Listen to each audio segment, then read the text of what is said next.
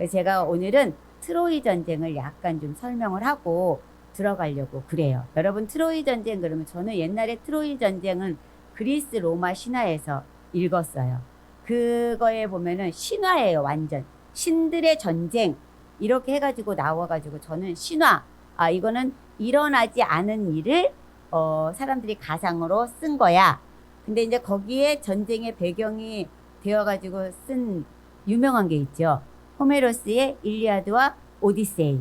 그게 굉장히 긴 서사시로 되어 있는 거거든요. 근데 그것도 그렇게 이거 신화적인 이야기를 이렇게 써 내려갔구나. 굉장히 호메로스가 똑똑한 사람이네. 이렇게 생각을 했었어요. 그런데 1870년 정도에 AD지요. 70년 정도에 하인리 슐리만이라는 사람이 있어요. 이분이 누구냐면 상인이에요. 돈을 많이 버는 무역하는 상인이었거든요. 근데 자신이 그리스 로마 신화에서 트로이 전쟁을 너무 재밌게 읽은 거예요. 그래서 생각을 한 거예요. 이게 진짜로 있었던 일 아닐까? 내가 그러면 돈을 많이 벌어가지고 내 독자적으로 이걸 발굴을 해봐야지. 그래갖고 진짜 돈을 많이 벌었어요. 그리고 자신이 생각한 것처럼 그 돈을 다 어디에 쓰냐면 트로이 문화를 발굴하는 데 써요. 그리고 터키로 가요. 일리온이라는 도시로 가요. 여러분 일리온이라는 도시는 일리아드, 호메로스의 일리아드와 오디세이 이러잖아요. 그 일리아드가 거기서 나온 거예요. 그 도시로 가요. 그래가지고 거기를 막 발굴을 해요. 사람을 사가지고 개인이 참 대단한 사람이죠. 개인이 발굴을 해서 보니까 트로이 전쟁 사실이야. 유물들이 나오는 거예요. 거기서. 결국 이 사람이 이건 사실이다. 우리가 신화로만 알고 있었는데 사실이다. 이렇게 발표를 해요. 자, 그럼 그 트로이 전쟁은 어떻게 일어난 것일까? 잠깐 설명을 할게요. 재밌어요. 그 트로이는 터키예요. 옛날 그 터키 그 일리온 도시를 얘기하는 거예요. 트로이에 사는 그 파리스라는 왕자가 있어요. 제1 왕자가 아니고 왕이 되려는 왕자가 아니고 제2의 왕자예요. 그냥 우리나라로 말하면 세자 다음에 대군 이런 정도의 왕자인데 이 사람이 그리스를 갔는데 그리스에서 뿅 가버린 절세미인 여인을 만나요. 누구냐면 헬레나라는 여인이에요. 그래서 이 여자하고 사랑에 빠져요. 그런데 보니까 이 여자가 스파르타의 왕인 멜레나우스라는 왕의 부인이 벌써 되어 있었던 거예요. 그러니까 어떻게 해요? 이 파리스가 너무너무 아름다운 이 여자를 놓칠 수가 없어서 이 여자를 데리고 자기네 나라 트로이로 도망을 가버려요. 근데 이 여자도 파리스한테 빠졌겠죠. 그러니까 같이 도망을 갔겠죠. 납치한 것도 아니에요. 같이 도망을 가요. 그러니까 이 멜레나우스가 어떻게 해요? 화가 났잖아요. 그래가지고 그때 당시에 그리스의 연합군을 이렇게 이끌고 있던 아가멤논이라는 자기 형한테 얘기를 해요. 형, 나 이렇게 억울한 일을 당했어. 내 아내 찾아줘! 해가지고 어떻게 이 아가멤논이 자신의 연합군, 그리스 주위에 있는 여러 나라의 연합군을 딱 데리고 어떻게 해요? 트로이를 쳐들어가요. 단번에 가서 내가 나의 제수씨를 뺏어 오겠다 하고 갔는데 그 전쟁이 몇 년까지 가냐면 10년이 걸려요. 10년 동안 그 여자 하나를 놓고 전쟁을 하는 거예요. 트로이에서는 안 내줘? 그리스에서는 내줘? 하는 거예요. 10년 동안 전쟁이 끝나지를 않아요. 그러니까 너무 이 전쟁이 10년 동안 가면은 그 안에 있는 백성들도 힘들지만 가장 힘든 건 뭐예요? 원정 가서 전쟁하는 팀이 힘든 거잖아요. 그러니까 어떤 일이 일어나냐면 그리스 연합군에서 오디세이가 꾀를 내는 거예요. 이 전쟁을 한 번에 끝내야 되는데 어떻게 끝낼까? 해가지고 군인들을 시켜서 큰 목마를 만들어요. 그게 바로 트로이의 목마입니다. 너무너무 큰 목마를 딱 만들어 놓고 이 속에다 숨어. 결국 병사들이 숨기죠. 그리고는 어떻게 해요? 일진은 숨기고 나머지는 퇴각! 우리 도망가는 거야! 다 도망가! 그리고 막 이제 후퇴를 하는 거예요. 그러니까 어떻게 트로이에서는 쟤네 도망간다! 웬일이야? 그러고서는 성문을 열고 나와봤어요. 나와보니까 뭐가 있어? 굉장히 큰 목마가 있는 거예요. 우와 이거 뭐야? 어째 예감이 이상해. 이거 불태워버리자. 이랬어요. 그랬더니 그 도망간 병사 중에서 그리스의 병사 중에서 도망을 안 간 병사가 한 명 있어요. 뭐 다쳤는지 어땠는지 아무튼 걔는 그 막사에 있었어요. 그러면서 걔가 나오는 거예요. 막사에서 잡혀가지고 야 니네 이거 뭐야? 웬 이 목마지? 그랬더니 오디세이 깨겠죠. 이거는요 아테네 신에게 바치는 목마였어요. 그 여신이 이 목마를 세워놓으면 우리 그리스 군사를 지켜주신다. 이런 말이 있었거든요. 근데 너희 퇴각할 때 이거 왜 안 가져갔어? 이거를 가지고 퇴각을 어떻게 합니까? 이 큰 것을요. 도망가기도 바쁜데요. 그런데요. 그러면 우리는 이거 불살라버릴 거야. 그랬더니 아니요. 장군님 이걸 왜 불살릅니까? 이거는요. 신이 지켜주는 거래요. 그래서 이게 있으면요. 아무도 우리를 침공하지 못한다고 우리는 믿고 있었어요. 그러니까 이거를 트로이로 들여가면 아테네 여신이 트로이를 지켜주지 않겠습니까? 그러니까 트로이에서는 어떻게 해요? 한쪽에서는 아니야 그거 불태워버려 기분 나빠. 그러니까 한쪽에서는 야 신이 지켜준대. 그리고는 그걸 어떻게 해요? 너무 커서 성문으로 들어갈 수가 없어요. 오디세이가 그렇게 만들었겠죠. 들어갈 수가 없으니까 어떻게 해요? 한쪽 성을 허물어버려요. 그리고서는 이 트로이 목마를 그 결정적인 말 한마디가 있었어요. 사실 트로이 목마를 들어가는 게 뭐냐면 그리스 병사 그러는 거예요. 퇴각할 때요. 그리스 연합군에서 그랬어요. 이건 너무 커서 트로이가 가지고 들어가지 못할 거야. 가지고 들어가지 못할 거니까 분명히 그냥 우리가 여기다 세워놓으면 나중에 우리가 와서 다시 가져갈 수 있을 거야. 이렇게 말을 했다는 거예요. 그러니까 그 말을 듣고 어떻게 해? 트로이 그 장군들이 뭐야? 이깟 하나 우리가 가지고 못 들어가? 아유! 그러면서 성벽을 헐어가면서 그걸 가지고 들어온 겁니다. 어떻게 됐을까요? 그들은요. 전승잔치를 벌이면서 축배를 들면서 술에 빠져가지고 보초병까지 다 전 시민이 다 우리가 이겼다. 그리고 밤새 그러고 나니까 새벽쯤 되니까 어떻게 해요? 다 잠이 들었겠죠. 그러니까 그때 어떻게 해요? 그 병사가 신호를 보내는 거예요. 나와. 트로이 그 목마 안에 있는 모든 병사들이 나와서 어떻게 해요? 자고 있는 사람 그냥 다 죽여버려. 물론 거기서 그 왕의 사위되는 아이네이스라는 사람이 몇몇 그 시민들 군사들을 데리고 도망을 가서 이탈리아 옆에 있는 알바론가라는 나라를 세웠다. 이런 이야기도 있어요. 진짜인지 아닌지는 모르겠어요. 네. 이렇게 트로이의 전쟁이 진행되는 시대가 이스라엘 나라에서는 사사 시대. 그 다음에 BC 1000년경에 미케네 문명이 갑자기 망합니다.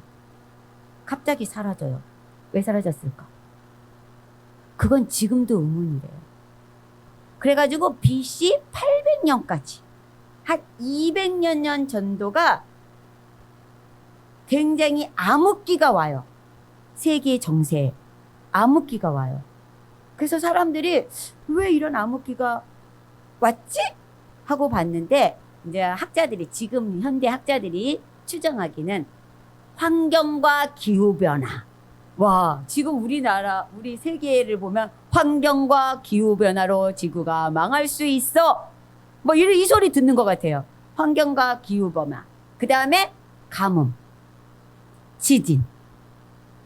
이런 것으로 인해서 갑자기 세계의 문명이 바뀌어져요. 암흑기가 와요. 전염병 막 그런 게 도는 거예요. 그런 시대에 이 암흑 시대에 이스라엘 나라는 어떤 시대냐면 다윗, 솔로몬, 그 다음에 엘리야, 엘리사, 유다왕 요아스까지 그 시기가 암흑시대예요. 세계는 암흑시대인데 이스라엘 나라는 가장 번성한 시기예요. 솔로몬 왕 때. 그래서 솔로몬 그 열왕기에 보면은요. 솔로몬 왕 시대에 솔로몬이 전 세계 패권을 잡고 있는 것처럼 문 나라들이 솔로몬에게 다 와서 뭘 바쳤어요? 조공. 와, 이렇게 하나님은 하나님의 나라를 세우시는구나. 저는 이거를 봤어요. 자, 트로이 전쟁일 때 중국은 어떤 상황이었을까? BC 1046년에 은나라가 주나라에게 망합니다. 은나라는요. 은왕조는 우리 동이족이 세운 나라고 동이족이 왕으로 있던 나라예요. 은나라의 상왕은 동이족이다. 이렇게 중국 역사에 기록이 되어 있습니다. 고조선은 어떤 시대일까요? 25대 솔라당군, 그 다음에 26세 추로당군, 두 당군 시대인데요. 사사기 시대가. 제가 거기 이 두 분이 어떤 치적이 있을까 하고 봤더니 별 치적이 없어요. 너무 태평한 세월을 보냈어요. 솔라당군은 88년 동안 재위했고 추로당군은 65년을 재위했어요.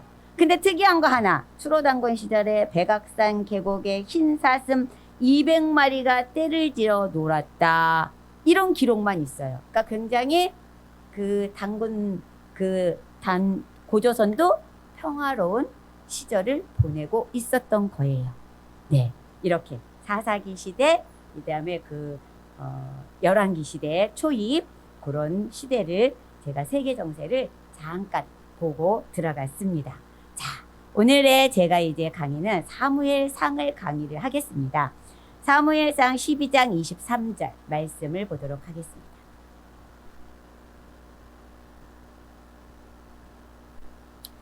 사무엘상 12장 23절 오늘 말씀입니다. 한번 같이 읽어보도록 하겠습니다. 시작!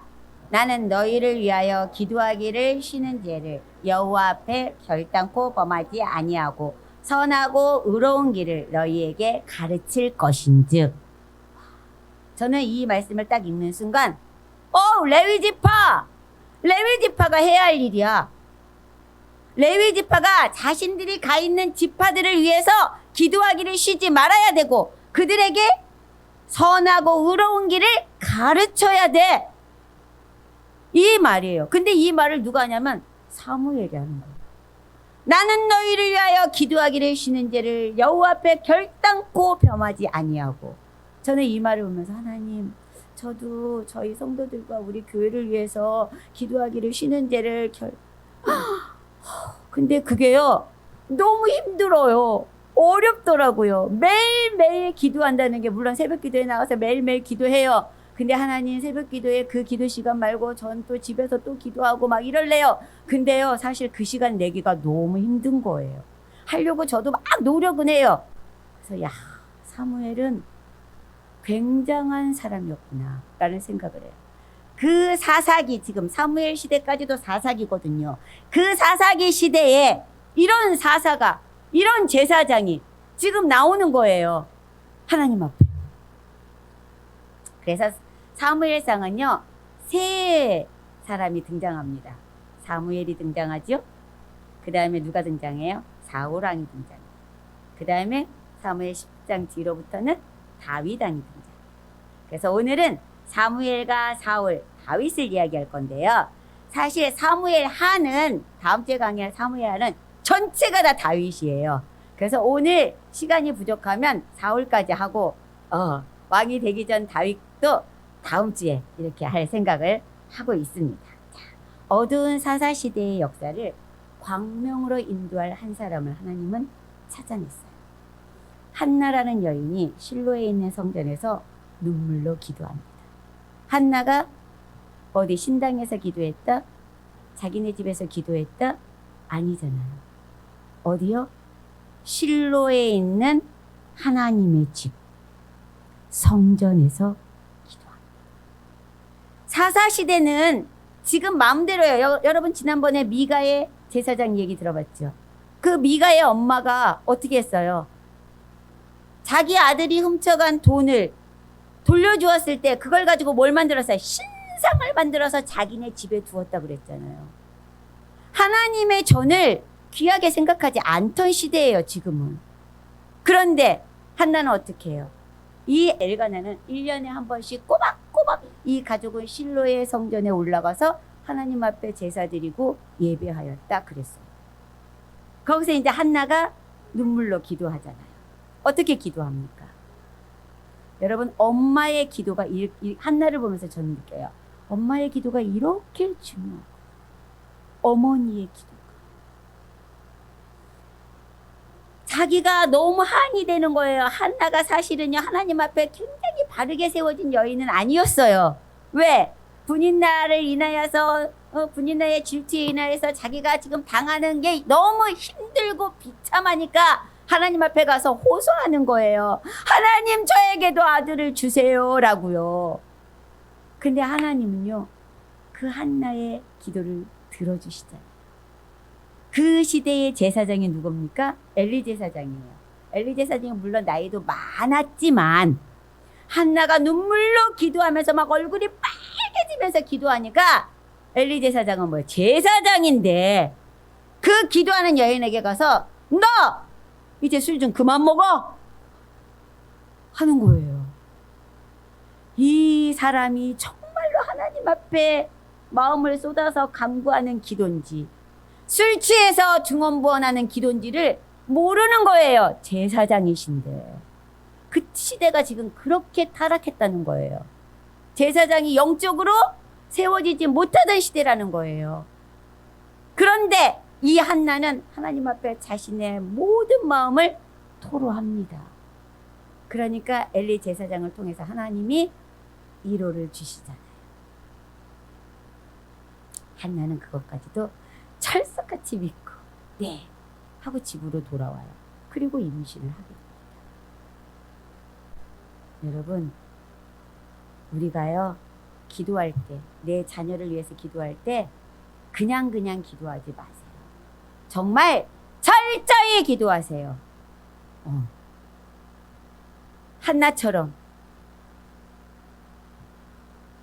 사무엘은요, 에브라임 산지의 아버지 엘가나, 어머니 한나로부터, 엘가나, 아버지는 엘가나, 어머니는 한나, 그 사이에서 사무엘이 태어났어요. 태어났는데요, 얼마나 놀라우냐면요, 사무엘이 젖을 뗀 후에, 젖을 떼기까지는 한나가 사무엘을 돌봤어요. 젖을 뗀 후에 바로 실로에 있는 엘리 제사장에게 사무엘을 데리고 갑니다. 그리고 거기다 놓고 옵니다. 그때 사무엘의 나이가 몇 살이었을까? 생명의 나이. 생명이 올 초 나이야. 5살 처음 됐을 때. 지금은 우리나라는 아기가 젖을 떼면, 제가 우리 일에 젖 뗄 때 보니까 12개월 되니까 떼더라고. 그래서 내가 12개월에 젖을 뗐어? 깜짝 15개월에 뗐대요. 뗐어 벌써? 이랬거든요. 근데요, 이스라엘 나라는요 4살까지 젖을 먹여요. 그래서 애기가 젖을 딱 뗀다 그러면 4살이나 5살 이렇게 돼요. 우리나라 나이로는 5살이겠죠. 떼는 거 떼서 어떻게 해요? 실로의 성전에다가 놓고 얘기하겠죠. 사무엘, 이젠 넌 여기서 자라. 그러면 얘기, 엄마, 나 엄마 따라갈래 하지 않았겠어요? 아니, 하나님의 성전에서 넌 있어야 돼. 얘기했겠죠. 그리고 말했겠죠. 축복했겠죠. 하나님, 우리 사무엘 주님께 맡깁니다. 와, 전 그 생각을 막 하면 가슴이 어떻게 태어났을까? 그 어린 아이를 어떻게 태어났을까? 생각이 막 들어요. 가슴이 찌릿찌릿해. 사무엘은 스스로 마음을 정하고 죄를 가까이 하지 않았어요. 자신을 하나님 앞에 정결한 자로 세우고자 애썼어요.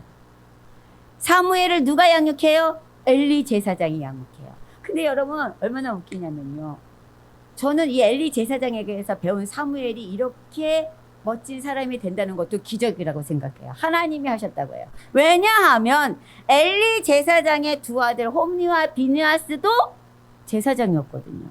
근데 어떻게 했어요? 완전 개판이었거든요. 하나님 앞에 드려지는 예물, 고기 삶지도 않았는데 와서 딱 찔러가지고 그냥 가지고 가고, 삶아 하나님 앞에 번제로 드리고 나서 먹어야 돼 해도 소용없어요. 그리고 그 성막 안에서 수종드는 여인들을 건드렸다고 했어요. 그들과 동침했다. 그래서 그런 소문이 퍼지니까 엘리 제사장이 뭐라고 합니까? 아들들아, 너희들에 대한 소문이 좋지 않다. 그러니까 너희가 나쁜 짓을 하지 마. 그렇게 권해요. 그러니까 아들들이 들었어, 안 들었어? 안 들었어. 그러면 어떻게 해야 돼요? 때려서라도 잡아야지. 제가 이런 말 하면 이거 방송 나가면 사람들이 애기를 때려? 이렇게 한다는데, 성경에 뭐라고 그랬어요? 초다를 아끼는 자는 자식을 멸망으로 인도한다고 했어요. 딱 좋은 때가 지금 언제인 줄 아십니까? 선율이 언약에는 조금 더 있어요. 말 안 듣죠? 발바닥 한 대씩 때려주세요. 정신 바짝 나게. 그렇게 지금 해야 이 자녀가 커지면 말을 듣습니다. 엘리 제사장은 권고만 했어. 아이들은 말하면 들어요. 물론 말하면 들어요. 근데 듣는 녀석이 있고 안 듣는 녀석이 있더라고. 듣게 만들어야 돼. 이스라엘아 들으라! 그 강의할 때 하지요. 듣는 아이가 되게 하라. 하나님의 말씀이 들려지지 않으면 부모 말씀도 들려지지 않습니다. 이 홈니와 비느하스는요, 부모 말을 듣지 않은 거예요. 그런데요, 사무엘은 엘리 제사장 밑에서 배우잖아요. 근데 어떻게 해요? 스스로 마음을 정하고 죄를 가까이 하지 않아요. 사무엘이란 이름의 뜻은 뭔지 아십니까? 성경에 나와요. 사무엘상 1장 20절. 하나님께 구하여. 사무엘은요, 왕을 세우는 사람이었어요. 왕정을 수립하는 역할을 해요. 초대왕 사울, 2대왕 다윗. 누가 세워요? 사무엘이 기름 붓잖아요. 사사시대에서 왕정시대로 넘어가는 과도기에 활동한 사무엘의 역할은요, 다른 사사들과는 달랐어요. 독특했어요. 사무엘은요, 지난 과거의 어두운 역사를 다 씻어내는 자였어요. 이스라엘을 다시 하나님의 민족으로 바꾸는 역할을 했어요. 사무엘. 세상 사람들 다 이렇게 살아. 우리도 그러니까 따라가야 돼. 어떻게 여기서 우리는 거룩하다고 우리 마음대로 나갈 수 있어. 세상과 같이 살아야지. 이렇게 말하는데 아닙니다. 사무엘은요, 그것을 바꾸는 역할을 했어요. 우리 믿는 사람 한 사람은요, 세상이 저렇게 가야 돼. 아닌 것은 아니야 라고 말할 줄 알아야 돼. 같이 그냥 동화되고. 하나님은 이거 원하지 않으세요. 그걸 하려면 어떻게 해요? 내 자녀를 그런 자녀로 만들어야 돼요. 그는 백성들에게 하나님의 말씀을 들려주고자 전국을 순회하면서 말씀을 선포했어요. 바알과 아스타롯 같은 우상을 절대로 섬기지 말아라. 가서 보이면 갔다가 다 파괴해. 불태워버려. 사무엘은요, 자신 있게 그 일을 했어요. 오직 여호와 하나님만 섬겨야 돼. 그래가지고 사무엘에 있을 때 무슨 일이 일어납니까? 미스바 회개운동이 일어나잖아요. 하나님 앞에 잘못된 거 너희 회개해야 돼 했을 때요, 그 미스바 회개운동, 하나님의 말씀을 체험하는 미스바 세대가 탄생하는 거예요. 다른 사사들 다 하지 못한 거 누가 해요? 사무엘이 지금 하고 있는 거예요. 하나님께서 사무엘을 쓰시는 거죠. 왜 하나님께서 이렇게 사사시대 마지막 가서 지금 사무엘과 같은 이런 사람이 딱 딱 나타나서 지금 이렇게 막 정화시켜가고 있는 것일까? 레위 지파가 350년 동안 그렇게 못했던 일을 사무엘 한 사람이 나타나서 지금 다 하고 있잖아요. 사무엘은요, 살아있는 동안 막 길갈, 막 베델, 이런 데에 막 미스바 이런 데로 순회하면서요, 하나님은 그곳에 물론 레위 지파 있어요. 있는데도 사무엘이 가서 딱 앉으면 사람들이 막 모여요. 그러면 하나님의 말씀, 너희가 여태까지 신앙생활 했던 거 잘못했어, 회개해, 막 이렇게 선포하는 거예요. 그러면 그 말을 듣고 사람들이 회개하고, 그래서 미스바 부흥운동이 일어나는 거예요. 그 레위 지파가 350년 동안 하지 못했던 일을 사무엘 한 사람이 다 해내가고 있는 겁니다. 왜 이렇게 지금 해가고 있을까 하고 저는 막, 어떻게 사무엘이, 하나님께서는 계획이 있는 거예요. 누구? 다윗을 보시는 거예요. 사무엘의 뒤에 있을 다윗을 예배하시기 위해서 참 그 가운데서도, 이 혼탁한 세상 가운데서도 막 말씀을 선포하시는 거예요. 가서 거기에 레위 지파, 거기에 뭐 있는 막 사람들, 뭐 랍비 막 있는 사람들이 있었겠지요. 그래도 사무엘은 아무 상관없이 다 모여, 하나님께로 돌아와, 아스다롯, 바알 다 파괴시켜, 가서 불태워, 막 이러면서 하나님의 말씀으로 돌아와 하고 선포하는 그 모습.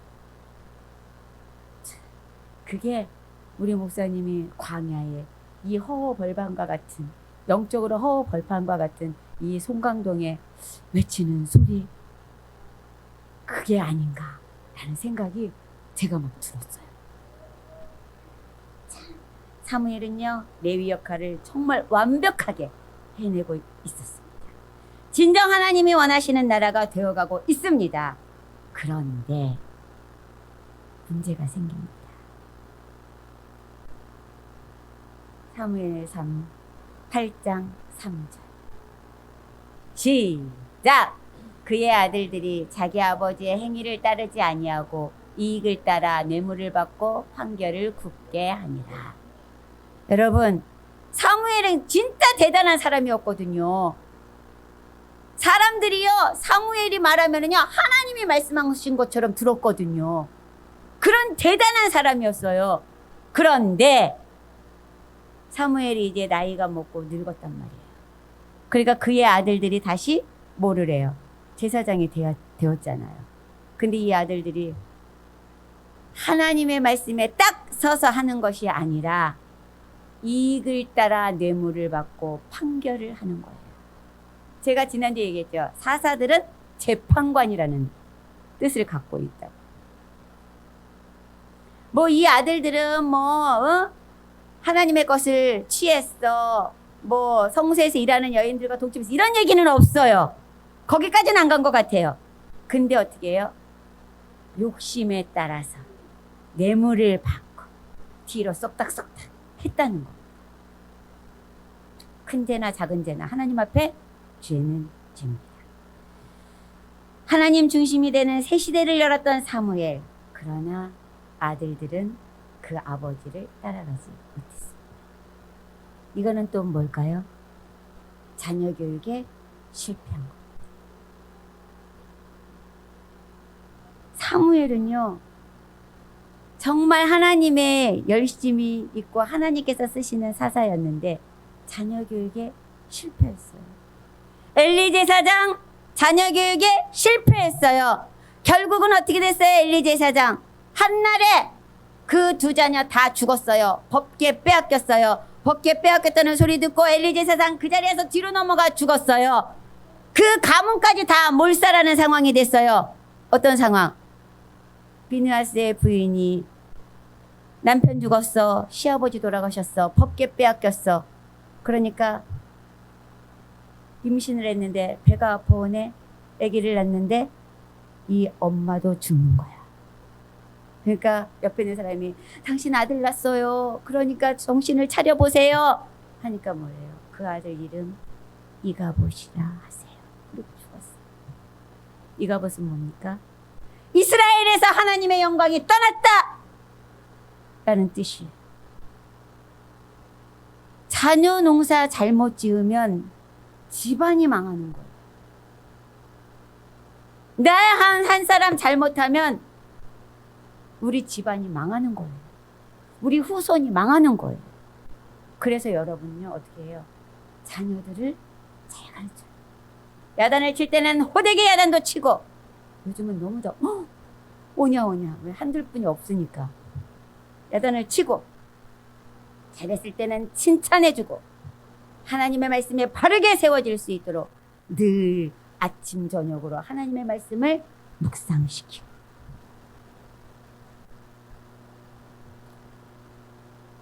이렇게 되다 보니까 어떻게 이스라엘 백성들은, 사무엘, 당신의 아들들이 정당하지가 못해요. 그러니까 우리는 저 사람들을 우리의 지도자로 인정할 수가 없어요. 왕을 주세요.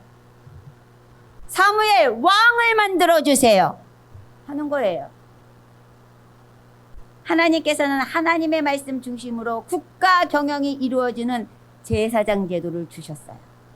그래서 하나님의 말씀을 각 레위 지파가 다 가서 잘 전하면 이들이 다 하나님 앞에 순종하며 하나님께 찬양과 영광을 돌릴 그러한 백성으로 살아갈 줄 알았어요. 그런데 레위 지파 역시 자신의 역할을 하지 못해요. 제사장 역시 썩을 대로 썩어버렸고, 그러다 보니까 백성들은 왕을 원하는 거예요. 사무엘이 고민을 합니다. 하나님, 어떡합니까? 그러니까 하나님께서 말해요. 사무엘아, 백성들이 내게 하는 말을 다 들어. 그들이 너를 버리는 게 아니야. 그러면서 그 뒤에 하나님 하시는 말씀 뭔지 아십니까? 나를 버리는 거야. 저들이 나를 버리는 거야. 하나님 나를 버리고 왕을 원하는 거야. 내가 왕 되는 것을 저들이 원하지 않는 거야. 그러니까 사무엘아, 내가 왕을 줄게. 그리고는 이제 등장하는 인물이 사울입니다. 하나님께서는요, 사무엘을 통해서 말해요. 너희 백성들아, 왕을 원해? 왕이 오면은 너희에게 이렇게 할 거야. 너희 자녀들을 끌어다가 종을 삼을 것이고, 너희 물질을 가져 세금으로 다 걷어서 군대를 키워갈 것이고, 매일 전쟁을 할 것이고, 너희는 전쟁에도 나가야 되고, 또 나라에서 하는 이런 일도 해야 되고, 그 힘들어져. 이런 얘기들을 다 해줘요. 그런데요, 이 이야기를 다 들은 백성들이 어떻게 반응한지 아십니까? 사무엘상 8장 19절 말합니다. 자, 우리 한번 읽어볼까요? 시작! 백성이 사무엘의 말 듣기를 거절하여 아니로소이다. 우리도 우리 왕이 있어야 하리니. 사무엘은 말해요. 너희 왕이 되면 이렇게 왕 그 한 사람을 섬기기 위해서 얼마나 이렇게 힘들어야 되는 줄 알아? 그런데요, 백성이 어떻게 해요? 듣기 싫어. 우리는 왕이 필요해. 지금 이렇게 했다는 거예요. 백성들은 그들이 생각하는 왕정, 백성을 섬기는 꿈 같은 왕을 상상합니다. 백성을 섬기는 꿈 같은 왕. 우리는 경험을 했죠. 백성을 위한다면서 자신들의 배만 불리는 그런 정치인. 똑같아요. 하나님은 왕을 허락하셔요.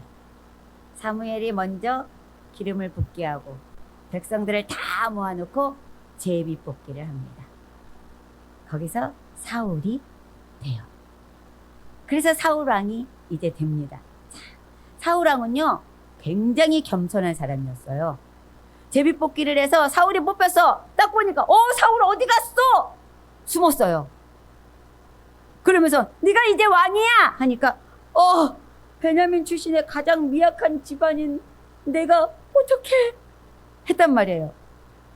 외모도 준수했어요. 딱 쓰면요, 다른 사람의 머리 하나가 더 있었대요. 잘생겼다는 거예요. 준수했다. 준수한 청년, 소년, 이렇게 나와요. 그 다음에 뭐예요? 아버지 마음을 헤아릴 줄 아는 효자였다. 나귀 사건 나귀 잊어버렸다 그러니까요. 종 데리고 나귀 찾아서 전국을 돌아다녀요. 그러다가 사무엘 앞까지 온 거잖아요. 그리고요, 신중하고 사려 깊은 사람이었어요. 사무엘에게 기름을 받고 너 왕이 될 거야 하고요, 고향으로 돌아갔어요. 그런데요, 이제 그 숙부가 사무엘을 만났다고 하니까, 아니 그 대단한 선지자님을 네가 만났단 말이야? 뭐라고 하시든. 그러니까요, 자기에게 기름 부었다는 얘기를 안 하는 거예요. 나귀를 찾았다고 돌아가라고 했어요. 사무엘상에 보면 다 나와요. 그리고 백성을 생각할 줄 아는 왕이었어요. 이를 왕으로 뽑았을 때 사람들이 그랬어요. 아니 저 베냐민 출신의 미약한 저 사울이 어떻게 왕이야? 막 이렇게 비꼬았단 말이에요. 근데 나중에 이 사울이 길리앗 야베스에서 승리하고 나서 돌아올 때요, 사람들이 뭐 그렇게 환호하니까 옆에 있는 사람이 왕이시여, 당신이 왕이 될 때 비꼬았던 저들 가져 죽여버릴까? 이랬더니 사울이 아니다. 지금은 우리가 너무 기쁜 날이잖아. 이날 살인을 해서는 안 돼. 이렇게 하면서 다 그것을 포용해요. 이런 사람이었어요. 누가? 사울이. 초대왕.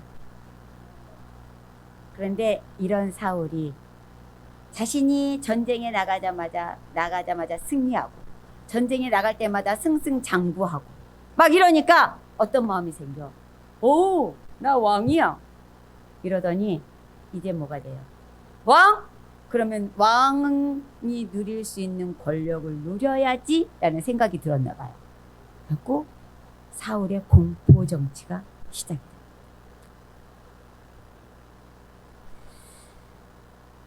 그 사울이 왕이 되어서 정말 잘 나갈 때는 문제가 없었어요. 근데 하나님의 말씀을 소홀히 할 때가 몇 번 있었잖아요. 특히 아말렉과의 전투에서 하나님 뭐라고 했어요? 그들에게서는 어떤 물건도 전리품으로 취해오지 마. 다 죽여. 다 없애. 그랬어요. 근데 뭐예요? 나쁜 것은 죽이고 좋은 것은 하나님께 드린다고 다 가지고 왔어요. 그래서 이제 그것에 사무엘이 야단을 쳐요. 왜 하나님의 말씀에 순종하지 않았습니까? 그러니까 어떻게 해요? 변명해요. 하나님께 드리려고 그랬다고. 그때부터 하나님께서는요, 사울을 왕으로 세운 것을 내가 후회합니다 하셨어요. 그러면서 어떻게 해요? 사무엘아, 너 기름불을 들고 내가 가라는 대로 가. 베들레헴으로 가. 거기에 이새의 아들 중에 내가 택한 왕이 있어. 그에게 기름을.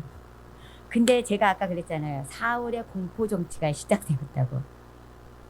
우리가 한번 볼까요? 3상 16장 1절 2절. 자, 봅시다. 같이 좀 길지만 읽어봅시다. 시작. 여호와께서 사무엘에게 이르시되 내가 이미 사울을 버려 이스라엘 왕이 되지 못하게 하였거늘 내가 그를 위하여 언제까지 슬퍼하겠느냐. 너는 뿔에 기름을 채워가지고 가라. 내가 너를 베들레헴 사람 이새에게로 보내리니 이는 내가 그의 아들 중에서 한 왕을 보았느니라 하시는지라. 2절. 사무엘이 이르되 내가 어찌 갈 수 있으리까? 사울이 들으면 나를 죽이리이다. 여기까지만 하겠습니다. 사무엘이 하나님의 말씀을 사울에게 잘못했다고 하나님의 말씀을 대면서 지적을 하니까 자꾸 그것이 반복되니까 사울이 어떻게 해요? 사무엘을 이제 뭐예요? 미행을 하는 거예요. 그래가지고 그가 어디에 가서 무슨 일을 하고 어떻게 하고 막 이렇게 되는 거예요. 이게 나중에 누구까지 가요? 다윗에게까지 가잖아요. 그러니까 사람들이 그거를 아는 거예요. 그래서 어떻게 해요? 사무엘이 베들레헴에 가요. 하나님이 가라고 했으니까 가요. 사무엘이 베들레헴에 딱 나타나자마자 그 베들레헴의 작은 동네 장로들이 사무엘 선지자님, 여기는 웬일로 오셨습니까? 예? 왜요? 두려운 거예요. 이거를 사울이 알면, 사울 왕이 알면 어떡하지? 또 우리까지 다 죽는 거 아니야? 이런 사건인 거예요. 지금 이 이야기가. 사울이 사무엘을 감시하고 있었다는 것이 전국에다, 전 국민이 다 알고 있게 됩니다. 그래도 어떻게 합니까? 하나님이 가라 하시니까 사무엘 가요. 이새의 가정까지 어떻게 갔을까요? 궁금했죠? 근데요, 보세요. 장로들을 초청해요. 그지요? 사무엘은 하나님께서 얘기하잖아요. 너 정치적인 일로 가는 게 아니라, 이새의 가정에 가서 이렇게 기름 부으러 가는 게 아니라 암소를 데리고 가서 제사 지내러 왔다 그래. 하나님 앞에 제사 지내. 그리고 장로들 다 초청해. 그 주위에. 이새도 보아스, 베들레헴의 유력한 가문의 후세잖아요. 보아스 가문에. 그러니까 이새도 어떻게 해요? 높은 지위에 있었다는 거예요. 그래서 거기에 같이 간 거예요. 그래갖고 나중에 어떻게 해요? 이새네 집에 가서 사무엘이 다윗에게 기름을 붓습니다. 하나님은 사울의 왕권을 박탈하여 다윗에게 넘겨줍니다. 그러자마자 더 사울의 공포 정치는 심해지죠. 미친 듯이 다윗을 질투하고 죽이려고 하고 추적하고, 사울의 남은 생애는 어떻게 하면 다윗에게 질투와 그를 죽이려고 하는 그 추적에 온 생애를 바쳐버려요. 결국은 블레셋과의 전투에서 사울의 아들들 다 죽고 사울도 죽고, 사울은 스스로 자살하잖아요. 자신의 무기 든 자에게 자신을 죽이라고 했더니 못 죽이니까 스스로 칼을 두고 자기가 거기서 자살합니다. 여러분, 시작이 좋았다고 끝까지 좋은 것은 아닙니다. 성경에는 그런 분이 대단히 많아요. 앞으로도 그런 분을 만날 거예요. 시작이 좋고 끝까지 좋은 사람이 되게 드물어요. 과거의 승리와 성취가 우리 인생을 건축하는 튼튼한 벽돌이 될 수도 있어요. 하지만 그것이 우리를 넘어뜨리는 무기가 될 수도 있어요. 사탄은요, 너 승리했어? 좋아? 좋아? 그러면서 그 속으로 들어가요. 삼킬 자를 찾고 있어요. 질투와 시기심은 우리 자신의 장점과 잠재력을 파괴해요. 사울 그렇게 괜찮은 사람이었잖아요. 그런데 어떻게 해요? 후에는 정신병자처럼 다윗을 질투하잖아요. 하나님을 떠나는 삶, 사울과 같이 살게 됩니다. 여러분 자녀들, 나 하나님 앞에 꼭 붙들림 받았어요. 하나님, 내가 기도할게요. 사무엘이 말했지. 내가 기도를 쉬는 죄를 범치 않겠다. 여러분 이러한 마음 먹어보세요.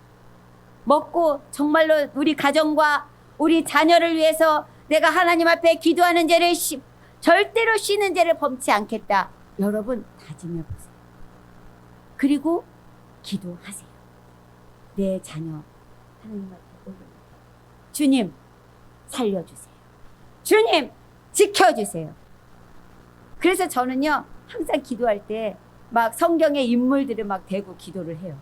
하나님, 내 예를 들면 이래 모세처럼 온유하게 하시고 겸손하게 하시고 지혜롭고 총명하고 명철하게 지도력 있게 하시고, 요셉처럼 꿈과 비전을 품게 하시고, 앞으로 나올 다윗처럼 주님 마음에 합한 자가 되게 하시고, 또 나올 다니엘처럼 죽음도 아픔도 두려움도 이기게 하시고, 이 시대의 바울처럼 바나바처럼 하나님이 쓰시고 싶은 대로 쓰임 받을 수 있는 노아처럼 준비되고 예비된 자가 되게 하소서. 제가 빼놓지 않고 그걸 읊어가면서 기도합니다. 내 자녀 어떻게 됐죠? 믿음의 좋은 사람 만나게 하소서. 현명한 선생님 만나게 하소서. 저는 막 기도해요. 우리 생명이, 선율이, 일의 언약이 앞으로 사람들을 만날 터인데 믿음의 현명한 스승을 만나게 하소서. 이 아이들이 직업을 선택할 때 형통하게 하소서. 배필감을 만날 때 순잡히 만나게 하소서. 주님을 경외함에 있어서 앞다퉈서 내가 먼저 주님을 사랑할 거야 고백하는 자녀가 되게 하소서. 여러분, 내 자녀를 위해서요, 조목조목 짚어가며 하나하나 기도하셔야 돼요. 사무엘이 자녀를 위해서 기도 안 했겠습니까? 엘리가 자녀들을 위해서 기도 안 했겠습니까? 제사장이었잖아요. 선지자였잖아요. 근데 그 자녀들은 하나님 앞에 버림받았어요. 나는 열심히 한다고 했는데 내 자녀 버림받으면 뭐가 되겠어요? 그래서 여러분, 정신을 똑바로 차리고, 하나님! 집에서 올 때부터 하나님, 우리 생명이가 주님의 전에 가서 예배 드릴 때 진정한 예배자가 되게 하옵소서. 우리 일해가 하나님 앞에 예배 드릴 때 진정한 예배자가 되게 하소서. 기도하면서 오세요. 누구처럼 예배자가 될까요? 성경의 인물을 막 찾아보세요. 누구처럼 하나님 앞에 진정한 예배자가 될까? 다윗처럼 하나님을 정말 크게. 여러분, 앞으로 이제 다윗이 전개되는데요. 다윗은 하나님 마음에 어땠다고 그랬어요? 합한 자. 하나님이 다윗을 보면 그냥 이러셨다는 거예요. 그냥 사랑스러워서 하나님의 대리 통치자 다윗. 오늘은 다윗은 못 들어가겠습니다. 다음 주에 같이 들어가요. 우리 이 시간 같이 기도하겠습니다.